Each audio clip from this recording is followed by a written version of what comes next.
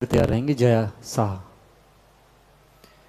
पुनः निवेदन कर रहे हैं जिनको भी प्रश्न करना है या संक्षेप में प्रश्न करिए। बहुत सारे नाम हमारे पास हैं। तीनों मुनिराज के चरणों में नमोस्तु, शुल्लक जी के चरणों में इच्छा। महाराज, प्रश्न मेरा ये है कि जैन धर्म में माता सरस्वती का क्या स्वरूप बताया गया है? क्योंकि अन्य दर्शन में उनको कई ब्रह्मा जी की पत्नी, कहीं पुत्री, कुछ इस तरह से डिस्क्राइब है, तो अपने जैन धर्म में किस प्रकार? देखिए, जैन दर्शन में जो सरस्वती का स्वरूप है उसके लिए एक ही मंत्र मिलता है, अरहन मुख कमल निवासनी। अरिहंत भगवान के मुख कमल में जो निवास करती है वो सरस्वती। जिनवाणी का, सरस्वती का मतलब जिन शासन में सीधा सीधा एक ही है, उसका एक ही मतलब है और वो है जिनेन्द्र भगवान की कही हुई वाणी, वही सरस्वती है। अब उसको प्रेजेंट कैसे करेंगे? तो प्रेजेंट करने के लिए बहुत सारे कारीगरों ने, शिल्पियों ने उसकी प्रतिमा का निर्माण किया। तो लाडनू में है, अपने यहाँ सुजानगढ़ में बहुत सुंदर मूर्ति सरस्वती की है, और अभी अपन जहाजपुर गए थे तो वहाँ भी सरस्वती की मूर्ति बहुत सुंदर है। तो ये जो प्रतिमाओं का निर्माण किया गया उसको बताने के लिए किया गया है। बाकी आगम की व्यवस्था में एक ही व्यवस्था है, ना हंसवाहिनी न वीणा पुस्तक धारिणी। भगवान सरस्वती जो है भगवान के मुख पर विराजी, अरहन मुख कमल निवासनी, वही सरस्वती है जिन आगम के अनुसार, ऐसा समझिए। अगली जिज्ञासा के तैयार रहेंगे। पंकज जैन, आ जाओ। इसके बाद तैयार रहेंगे वंदना जैन। पहले से ही आ जाए, यहाँ पर नाम जिसका लिया गया।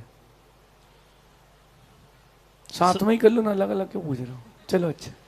सभी मुनिराजों के चरणों में नमोस्तु नमोस्तु, शुल्लक जी के चरणों में इच्छामि इच्छामि। मेरा प्रश्न है गुरु जी, रिद्धि सिद्धि में होने वाले पंच कल्याण से संबंधित है। पंच कल्याण में पात्रों की आवश्यकता क्यों होती है और इनका क्या महत्व होता है? देखिए, जो भी क्रियाएं होती हैं उस क्रिया के लिए पात्रता होना आवश्यक है। जैसे भगवान के माता पिता, पहले मैं आपको पात्र बताता हूँ। भगवान के माता पिता हैं, सौधर्म इंद्र कुबेर है, ये ईशान सनत कुमार महेंद्र, ब्रह्म ब्रह्मोत्तर आदि इंद्र, यज्ञ नायक, महायज्ञ नायक, मंडलेश्वर, महामंडलेश्वर।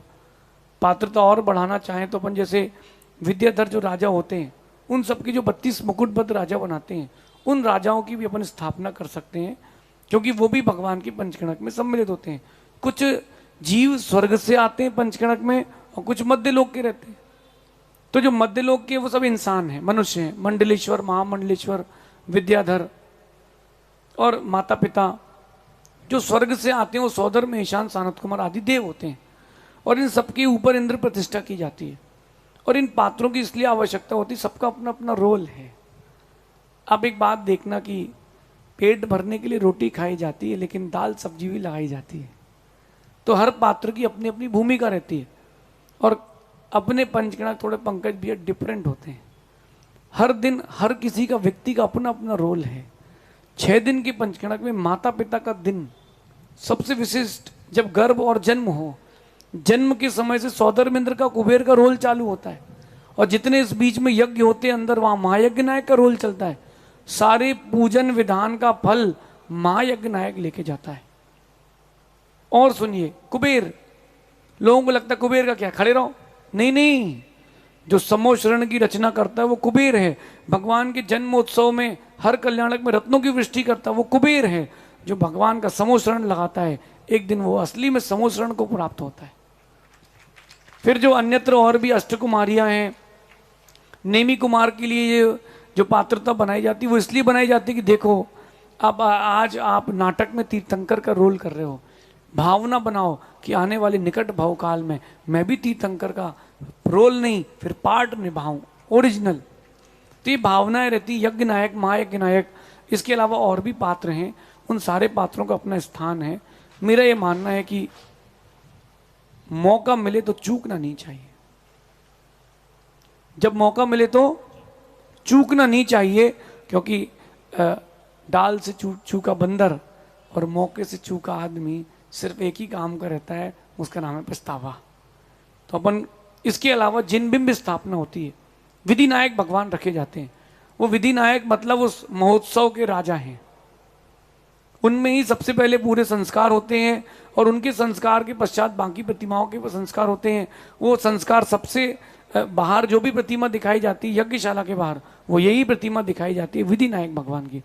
ऐसी पात्रता और भी बहुत पात्रता, लोकांतिक देव, अष्टकुमारियाँ, अपना अपना पुण्यार्जन। कई लोग ये भी करते हैं कि जो समय नहीं है अथवा उस समय बैठने के लिए योग्यता नहीं बन पा रही जोड़े से, तो वो भोजन द्रव्य आदि व्यवस्था में भी लग जाते हैं। ध्वजारोहण, जो ध्वजारोहण करता है उसका यश चारों ओर फैलता है। जो मंडप उद्घाटन करता है उनके लिए कहते हैं कि जो सर्वांग यक्ष का काम है वो सभी लोगों को आमंत्रित करता है।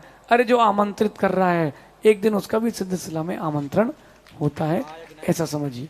जो महायज्ञ नायक है उसको पूरे यज्ञ का फल, यज्ञ नायक महायज्ञ नायक को उस पूरे अनुष्ठान का फल उसको मिलता है। सौदर्म इंद्र अनीचा भक्ति करता है।